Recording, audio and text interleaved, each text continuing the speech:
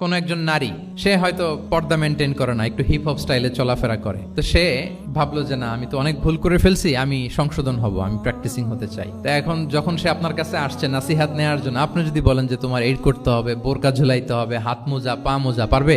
এ বলবে আগে যা ছিলাম ভালোই ছিলাম। তাকে একটু একটু করে বোঝাতে হবে, মানে এই হেজাব এটা কেন, হ্যাঁ, কাভারিং আওরা এটা কেন কেন এটা করতে, এটা বেনিফিটটা আগে বুঝালেন যে Islam consider women as a queen, নারীকে ইসলাম কি হিসেবে কনসিডার করে?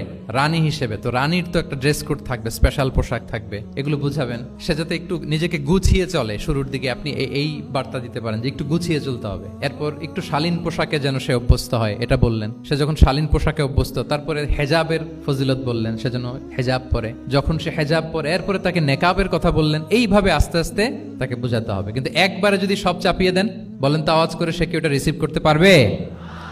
কারণ এই যে গ্রাজুয়ালিটি আর তাদাররুজ, এই